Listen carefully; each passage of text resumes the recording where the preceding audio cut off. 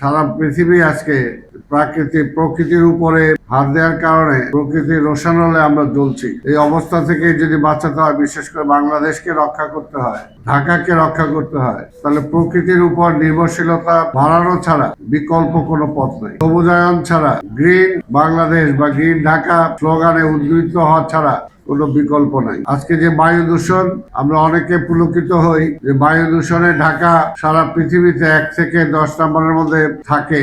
সেটা আমরা কাউন্ট করি যে কোন সরকারের আমলে, সেটা হলো সেই সরকারের ব্যর্থতা। আসলে ব্যর্থতা না খুঁজে আমাদের এখন সার্থকতার জন্য ব্যক্তি পর্যায়ে আমাদের কি করা উচিত সেই চিন্তাটা করা দরকার। আজকে এখানে সেই চিন্তারই কয়েকজন উদ্যোক্তাকে দেখতে পেয়ে আমি অনেক আশান্বিত হই। মাননীয় প্রধানমন্ত্রী জনাব তারেক রহমান 25 কোটি গাছ লাগানোর জন্য তিনি নির্ধারণ করেছেন তার সময়সীমার মধ্যে। কিন্তু আমরা যদি প্রতিটা নাগরিক এটাকে একটা আন্দোলন হিসাবে নেই যে আমরা প্রত্যেকে অন্তত একটা করে গাছ প্রতি বছর লাগাবো, তাহলে এটা কিন্তু আরো অনেক বেশি কার্যকর হবে। এবং সেই গাছগুলো শুধু লাগানো না, রক্ষণাবেক্ষণ করা। আমি এখানে দেখতে পেলাম যে ফ্লাইওভারের নিচে আইল্যান্ডের মাঝখানে গাছ লাগানোর জন্য এখানে সুপারিশ করা হয়েছে। আমি গত 2 মাস যাবত ঢাকায় যারা নার্সারি ব্যবসা করেন, 2 মাস যাবত আমি চেষ্টা করছি যে আপনাদেরকে আমি ফ্রি দিব, জায়গাগুলো ফ্রি দিব, আল্লাহর হস্তে আপনারা সেখানে বৃক্ষরোপণ করেন। আমি এমনও বলেছি যে যারা এখানে নার্সারি ব্যবসা করেন, আপনারা যদি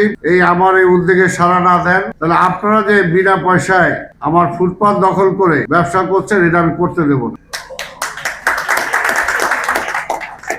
এটা তো হাততালি আপনারা দিলেন, কিন্তু এটা কার্যকর হচ্ছে না। আমি বলছি যে ঠিক আছে, আপনারা ব্যবসা করেন, আপনাদের 1 পয়সাও দেওয়া লাগবে না, কোনো ট্যাক্স দেওয়া লাগবে না, আপনাদের পরিচ্ছন্নতা আমাদের কর্মচারীরা করবে। কিন্তু তবু আল্লাহর রাস্তে আপনাদেরকে আমরা একটা স্পট দিয়ে দেবো। মনে করেন যে যাত্রাবাড়ি থেকে শুরু করে একেবারে আমার পর্যন্ত, নারিন্দার এই মাথা পর্যন্ত কি অবস্থা হয়ে আছে দেখেন, মানে তাকানো যায় না। আজকেও সকালে আমি গিয়েছিলাম সায়দাবাদ,